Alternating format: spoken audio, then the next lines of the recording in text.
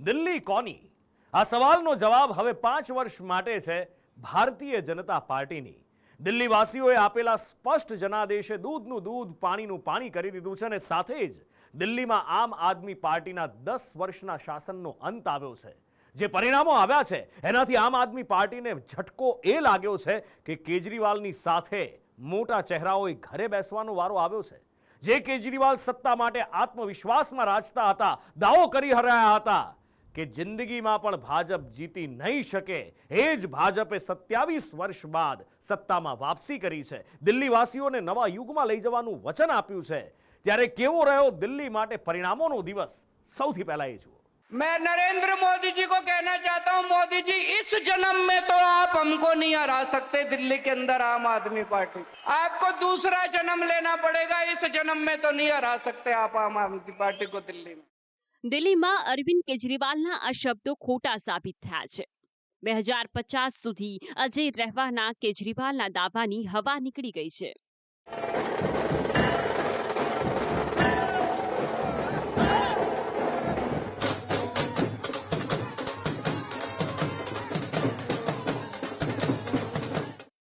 દિલ્હી આમ આદમી પાર્ટીના હાથમાંથી નીકળી ગયું છે.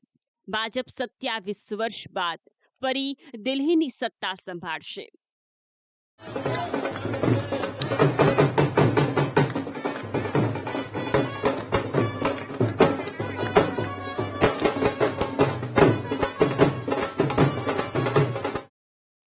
ઓગણીસો 98 બાદ પહેલી વાર દિલ્હીમાં ભાજપને ઉજવણીની તક મળી છે. દિલ્હીના પરિણામો આમ આદમી પાર્ટી કરતા કેજરીવાલ માટે વધુ ઝટકા સમાન છે, કેમ કે તેઓ પોતાની બેઠક પણ નથી બચાવી શક્યા. કેજરીવાલે પોતાની અને આપની જે ઇમેજ બનાવી હતી તેને મોટો ઝટકો લાગ્યો છે. ફક્ત કેજરીવાલ જ નહીં, તેમના સાથીદારો અને દિલ્હી સરકારના મોટા ભાગના કેબિનેટ મંત્રીઓ પણ ઘર ભેગા થઈ ગયા છે. નવી દિલ્હીથી ભાજપના પરવેશ વર્માએ કેજરીવાલને હરાવ્યા છે, તો જંગપુરાથી પૂર્વ નાયબ મુખ્યમંત્રી મનીષ સિસોદિયા હારી ગયા છે. તેમને ભાજપના તરવિંદરસિંહ મારવાએ માત્ર 675 વોટથી હરાવ્યા છે. માલવ્યનગરથી સોમનાથ ભારતીને ભાજપના સતીશ ઉપાધ્યાય હરાવ્યા છે. ગ્રેટર કૈલાશથી સૌરભ ભારદ્વાજ ભાજપના શિખા રોય સામે હારી ગયા છે. શકુર બસ્તીથી સત્યેન્દ્ર જૈનને ભાજપના કરનેલસિંહે મોટા માર્જિનથી હરાવ્યા છે. આપના રકાસ પછી મુખ્યમંત્રી આતિશી અને કેબિનેટ મંત્રી ગોપાલ રાય પોતાની બેઠક જાળવવામાં સફળ રહ્યા છે. કાલકાજીથી આતિશીએ ભાજપના રમેશ બિધુડીને હરાવ્યા છે, તો ગોપાલ રાય ભાજપના અનિલ કુમાર વશિષ્ઠને મહાત આપી છે. આ સાથે જ હવે કેજરીવાલની મોટા ભાગની કેબિનેટ ઘરે બેસશે. કેજરીવાલ શિક્ષણ અને આરોગ્ય ક્ષેત્રમાં મોટા કાર્યો કરવાનો જ્યાં ત્યાં દાવો કરતા, જો કે હવા અને યમુનાના પ્રદૂષણના મોરચે તેઓ હંમેશા ઘેરાયા. ભ્રષ્ટાચારના મોરચે પણ તેમણે લાંબી જંગનો સામનો કરવો પડ્યો. જેલમાં પણ જવું પડ્યું, જેનાથી તેમની ઇમેજ ખરડાઈ. ભાજપે આ જ મુદ્દે તેમને ઘેર્યા, પરંતુ પરિણામ એ આવ્યું કે આપ 62 બેઠકોથી સીધી 23 પર આવી ગઈ. 2013માં પહેલી વખત ચૂંટણી લડનાર આપને 28 બેઠકો મળી હતી. ત્યારબાદ 2015માં સૌથી વધુ 67 અને 2020માં 62 બેઠકો મળી હતી. જો કે હવે બાજી પલટાઈ ગઈ છે. પરિણામોની જાહેરાત વચ્ચે આમ આદમી પાર્ટીમાં સોપો પડી ગયો. પક્ષના કાર્યાલયને અંદરથી તાળા લગાવી દેવાયા. કોઈ કંઈ બોલવા તૈયાર ન હતું. જો કે પરિણામો જ્યારે સ્પષ્ટ થયા ત્યારે કેજરીવાલ સામે આવ્યા અને હાર સ્વીકારી.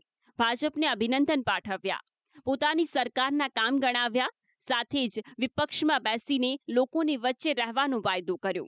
जनता का जो भी निर्णय है, जनता का जो भी फैसला है, उसे हम पूरी विनम्रता के साथ स्वीकार करते हैं. जनता का निर्णय सर माथे पर. मैं भारतीय जनता पार्टी को इस जीत के लिए बहुत बहुत बधाई देता हूँ और मैं उम्मीद करता हूँ कि जिस उम्मीद के साथ और जिस आशा के साथ लोगों ने उनको बहुमत दिया है, वो उन सभी उम्मीदों और आशाओं पे पूरा उतरेंगे. हमने पिछले 10 साल में जनता ने जो मौका दिया हमें, उन 10 सालों में हमने बहुत सारे काम किए. शिक्षा के क्षेत्र में, स्वास्थ्य के क्षेत्र में, पानी के क्षेत्र में, बिजली के क्षेत्र में और भी अलग अलग तरीके से लोगों को राहत पहुंचाने की कोशिश की उनकी ज़िंदगी में। और दिल्ली के इंफ्रास्ट्रक्चर को भी हमने सुधारने की कोशिश की। हम न केवल एक कंस्ट्रक्टिव ऑपोजिशन का रोल निभाएंगे, बल्कि हम समाज सेवा, जनता के सुख दुख में काम आना, व्यक्तिगत तौर पे जिसको भी जो ज़रूरत होगी, हम लोगों के सुख दुख में हमेशा काम आएंगे। क्योंकि हम राजनीति में कोई सत्ता के लिए नहीं आए, हम राजनीति को एक ज़रिया मानते हैं जिसके ज़रिए जनता की सेवा की जा सके। હાર બાદ કેજરીવાલ તો જાહેરમાં ન આવ્યા, પણ તેમની વેશભૂષા ધારણ કરીને દિલ્હી ભાજપના કાર્યાલયની બહાર એક વ્યક્તિ જરૂર નજરે પડી. તેના ગળામાં દારૂની બોટલ અને હાથમાં ઝાડુ હતું. તેની એક્ટિંગ કહેતી હતી કે તે કોનો સમર્થક અને કોનો વિરોધી છે. अरे लेकिन आप भारतीय जनता पार्टी के मुख्यालय के सामने क्यों आए हुए? मेरे विधायक खरीद रहे हैं ये लोग 15 करोड़ में। सरकार है वहाँ पर। अरे मेरे 15 विधायक खरीद दिए हैं। बहुमत की सरकार। नहीं नहीं नहीं नहीं नहीं, मैं भी हार गया क्या? यमुना से मैं माफी मांगना चाहता हूँ। जेल में बनाओ, जेल में। કેજરીવાલે ભલે આપની હાર સ્વીકારી લીધી, પણ કેબિનેટ મંત્રી સૌરભ ભારદ્વાજે પોતાની અને પક્ષની હાર સામે સવાલ ઉઠાવ્યા. તેમણે હાર માટે કોઈ અનિશ્ચિત કારણને જવાબદાર ગણાવ્યું છે. तो मैं ये सोचूं कि रात को आखिरी दिन लोगों के मन में क्या परिवर्तन हो गया, मैं समझता हूं कि ये इन चीजों के परे है। होता क्या है कि जब हम हार जाते हैं या कोई हार जाता है तो हम हार के कारण ढूंढने लगते हैं, कोई जीत जाता है तो हम जीत के कारण ढूंढने लगते हैं। मुझे लग रहा है इन सब कारणों के परे कोई बड़ी चीज है, कोई विचित्र चीज है और वो कभी ना कभी लोगों के सामने आएगी। તો આ તરફ 27 વર્ષ બાદ દિલ્હીમાં સત્તા મળતા ભાજપની ખુશીનો પાર નથી. કાર્યકરો અને નેતાઓએ જીતનું જશ્ન મનાવ્યું. આતશબાજી કરાઈ. કાર્યકરો ઢોલ નગારાના તાલે ઝૂમી ઉઠ્યા.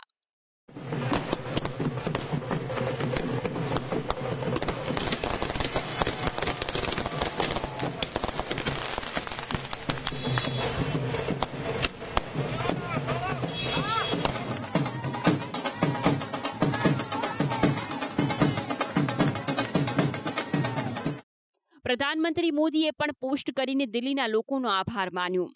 જનશક્તિને સર્વોપરી ગણાવી. તેમણે લખ્યું કે દિલ્હીના ચોતરફ વિકાસ અને અહીંના લોકોના જીવનને ઉત્તમ બનાવવા માટે અમે કોઈ કસર નહીં છોડીએ. આ અમારી ગેરંટી છે. અમે સુનિશ્ચિત કરીશું કે વિકસિત ભારતના નિર્માણમાં દિલ્હીની મહત્વની ભૂમિકા હોય. મને ભાજપના તમામ કાર્યકરો પર બહુ ગર્વ છે, જેમણે પ્રચંડ જનાદેશ માટે દિવસ રાત એક કરી દીધા. હવે અમે વધુ મજબૂતીથી દિલ્હીવાસીઓની સેવામાં સમર્પિત રહીશું. મહત્વનું છે કે ચૂંટણી પ્રચાર દરમિયાન પીએમ મોદી દિલ્હી સરકાર પર ભારે પ્રહાર કરતા હતા. તેમણે દિલ્હીના વિકાસના કેજરીવાલના દાવા સામે પણ સવાલ ઉઠાવ્યા હતા. रोड में गड्ढे, गलियों में बहता सीवर का गंदा पानी, चारों तरफ गंदगी, दिल्ली का ये हाल बनाकर रख दिया है आपदा वालों ने. તો આ તરફ ગૃહમંત્રી અમિત શાહે દિલ્હીની જનતા અને કાર્યકરોને અભિનંદન પાઠવીને આપ પર પ્રહાર કર્યા. તેમણે પોતાની પોસ્ટમાં લખ્યું છે કે દિલ્હીવાસીઓએ દેખાડી દીધું છે કે જનતાને વારંવાર ગેરમાર્ગે દોરી નથી શકાતી. જનતાએ પોતાના વોટથી ગંદી યમુના, પીવાના ગંદા પાણી, તૂટેલા રસ્તા, ઉભરાતી ગટરો અને દરેક શેરીમાં દારૂની દુકાનોનો જવાબ આપ્યો છે. દિલ્હીમાં જૂઠાના શાસનનો અંત આવ્યો છે. અહંકાર અને અરાજકતાની હાર છે. દિલ્હીની જનતાએ જૂઠ, ભ્રષ્ટાચાર અને દગાખોરીના શીશ મહેલને નાબૂદ કરીને દિલ્હીને આપદા મુક્ત કરવાનું કામ કર્યું છે, જે દિલ્હીમાં વિકાસ અને વિશ્વાસના નવા યુગનો આરંભ છે. કેજરીવાલને હરાવનારા પરવેશ વર્માએ ભાજપની જીતનો શ્રેય પીએમ મોદીને આપ્યો છે. તેમના સમર્થકોમાં સૌથી વધુ હરખ જોવા મળ્યો છે. છેલ્લે તો ચૂંટણી પ્રચાર પણ કેજરીવાલ વર્સિસ પરવેશ વર્માનો થઈ ગયો હતો. ત્યારે હવે સીએમ પદ માટે વર્માનું નામ ચર્ચાઈ રહ્યું છે. વર્માએ આપ સરકાર પર કેન્દ્ર સાથે મળીને કામ ન કરવાનો આક્ષેપ કર્યો છે. लंबे समय के बाद में यहाँ पर भारतीय जनता पार्टी की सरकार बनी है। सबसे खुशी की बात यह है कि जो दिल्ली में सरकार बनेगी वो प्रधानमंत्री जी के साथ में चलकर काम कर पाएगी। हमें उनका 10 साल से साथ नहीं मिल पा रहा था, दिल्ली में कोई काम नहीं हो पा रहा था, मगर ये जो सरकार बन रही है दिल्ली में, ये प्रधानमंत्री जी के विजन को दिल्ली में लेके आएगी। तो मैं प्रधानमंत्री जी का धन्यवाद करता हूँ। देखिए, जब 11 साल झूठ से कोई सरकार चलाएगा, जब लोगों को फुसलाएगा, उनकी बातें नहीं सुनेगा, तब लोग उसको एक बार मौका और दे सकते हैं। दूसरी बार मौका देना, ये गलती दिल्ली वाली नहीं करेंगे और उन्होंने नहीं करी है। दिल्ली वाले समझ गए कौन उनका मजाक उड़ा रहा है, कौन उनकी भावनाओं के साथ खेल रहा है। इस बार दिल्ली ने झूठ को विक्ट्री नहीं दी। पापा बहुत बड़े भक्त हैं हनुमान जी के और हनुमान जी का साथ है, इसलिए हमें ये विक्ट्री मिली है। આ જીત સાથે જ દિલ્હીમાં ભાજપ 1993ના પોતાના શ્રેષ્ઠ પ્રદર્શનની લગો લગાવી છે, જ્યારે દિલ્હીમાં વિધાનસભાની પહેલી ચૂંટણી યોજાઈ હતી। 1993માં ભાજપે 70માંથી 49 બેઠકો જીતીને સરકાર બનાવી હતી, ત્યારે મદનલાલ ખુરાના પહેલા મુખ્યમંત્રી બન્યા હતા। જો કે 1998માં ફક્ત 15 મળતા ભાજપે સત્તા ગુમાવી હતી। ત્યારબાદ 2003માં ભાજપને 20, 2008માં 23, 2013માં 31, 2015માં 3 અને 2020માં 8 બેઠકો મળી હતી। 2013માં 31 બેઠકો સાથે ભાજપ સૌથી મોટા પક્ષ તરીકે ઉભર્યો હતો। જો કે બહુમત માટે 35 બેઠકો ઓછી પડતા સરકાર ન બનાવી શક્યો। ત્યારબાદ ભાજપે વધુ 12 વર્ષ સુધી રાહ જોવી પડી અને 8 બેઠકોથી 47 સુધી પહોંચ્યો। આ દરમિયાન દિલ્હીમાં ત્રીજા પક્ષ કોંગ્રેસના પ્રદર્શન પર પણ નજર કરવા જેવી છે। કોંગ્રેસે દિલ્હી વિધાનસભામાં ખાતું ન ખોલાવવામાં હેટ્રિક મારી છે। 2015, 2020 અને 2025માં પણ કોંગ્રેસને દિલ્હી વિધાનસભામાં પ્રવેશ મળી શકે તેમ નથી। કોંગ્રેસ સાંસદ પ્રિયંકા ગાંધીએ પરિણામો અંગે કંઈક આવી પ્રતિક્રિયા આપી હતી। People wanted change. They were fed up of the way things were and they wanted change. I suppose they voted for change. My congratulations to all those who have won. And for the rest of us, it just means we have to work harder and we have to stay there, be on the ground and be responsive to the people's issues. આમ પણ દિલ્હીનો જંગ પહેલાથી જ ભાજપ અને આપ વચ્ચે જ સમેટાયેલો હતો। કોંગ્રેસ 2015થી ચિત્રમાં નથી। જો કે ભાજપને દિલ્હીમાં એક મોટો ઝટકો પણ लाग्યો છે। પ્રચાર દરમિયાન સૌથી આક્રમક રહેલા રમેશ બિધુડી હારી ગયા છે। કાલકાજી બેઠક પર આતિશી સામે તેઓ જીતી નથી શક્યા। કદાચ તેમને આતિશી માટેના તેમના વિવાદિત નિવેદનો નડ્યા છે। જો કે રમેશે આક્ષેપોને નકારી કાઢ્યા અને ઉલટું કેજરીવાલને જ અર્બન નક્સલી ગણાવી દીધા। जवानों के लिए कैसी भाषा का उपयोग केजरीवाल ने की है, एक मवाली भी नहीं करता है। मैंने कभी ऐसी भाषा का उपयोग नहीं किया होगा। और देश के प्रधानमंत्री के बारे में कैसी भाषा का उपयोग केजरीवाल जी ने किया है। भारत की सीमा पर प्रहरी हमारे सैनिक पुलवामा में अंदर पाकिस्तान को जाके सैनिकों को ठोका है उन्होंने, उनके लिए सबूत मांगने का काम केजरीवाल ने किया है। ये देशद्रोही वाली मानसिकता है। तो भारत विरोधी इनकी सोच है। ये अर्बन नक्सलाइट टाइप के लोग हैं। દિલ્હી વિધાનસભાની ચૂંટણીમાં કોંગ્રેસ અને આમ આદમી પાર્ટીએ ગઠબંધન નહોતું કર્યું, એકબીજાની સામે પ્રચાર પણ કર્યો। કોંગ્રેસ એક પણ બેઠક જીતી નથી શકી, તેમ છતાં આપને નડી ગઈ। જે રીતે આમ આદમી પાર્ટીએ ગુજરાતમાં કોંગ્રેસનો ખેલ બગાડ્યો હતો, તે જ રીતે દિલ્હીમાં કોંગ્રેસે આપનો ખેલ બગાડી દીધો।